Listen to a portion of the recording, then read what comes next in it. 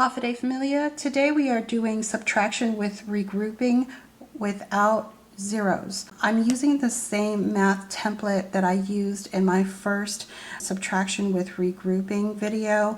Check it out. I will leave that information in the description below or somewhere in here. The first thing we have to do to start solving this problem is we focus on the hundredths place here. Now, if you hold up 5 and you take away 2, yes, we can do that. So if you have 5 pencils and you take away 2, you're left with 3. We're going to put a check mark on top of the 5 or on the hundredths place. Now let's look at the tens place. Now, if you held up 3 pencils, could you take away 4? No, you can't. We would have to put an X up here. Now, this row says if you have 6 pencils, could you take away 8? No, you can't, because 6 is less than 8. Now, the next step is to make this number and this number, the 3 and 6, bigger than the 4 and the 8, which is on the bottom row. So let's look at the first row. So we know that if you held up 5 pencils minus 2, it'll be 3. So this is good. So 3 needs help to become bigger than the 4. So in order to do that, 3 has to knock on 5's door and ask for a pencil. So we have 5 pencils, and all that 3 needs is 1. So what's left? What does 5 have left? 4. So we're going to put that 4 down here. We're going to take this pencil that we're going to borrow. We're going to use it as a stencil, and we're just going to cross that out. How many do we have? We have 4 pencils here. We're going to take that 1 pencil we borrowed from the 5.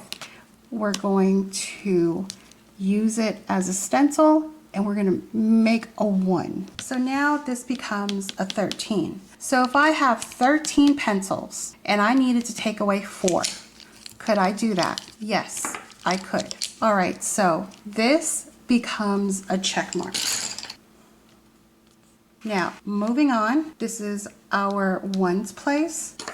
So if we held up 6 pencils right here, could we take away 8? No, we couldn't.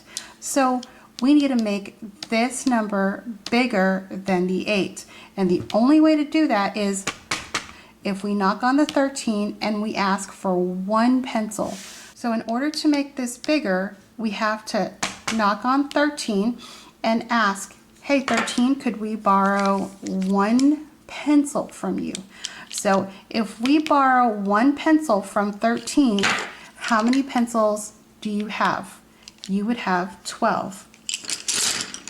So you take the pencil that you borrowed from 13, you take it and you put it on top of the 13, and you use it as a stencil to cross out the 13. The number of pencils that you have left, you have 12. You take that pencil that you borrowed from the 13 and you use it as a stencil, and you make a 1 over here. Now, if you held up 16 pencils and you took away 8, is that possible? So this now reads 16 minus 8. So if you held up 16 pencils and you took away 8, is that possible? Yes. So now this becomes a check mark. Now the next step is to make sure that your ones place, tens place, and hundredths place all have check marks. If you have check marks for each row, then you are good to go. You go ahead and start on this side. You always start at the ones. So now what you need to do is start solving on this side of the math problem. So this is the ones place. You always start subtraction from the ones place. So 16 minus 8 is 8. 12 minus 4 is 8. 4 minus 2, 2.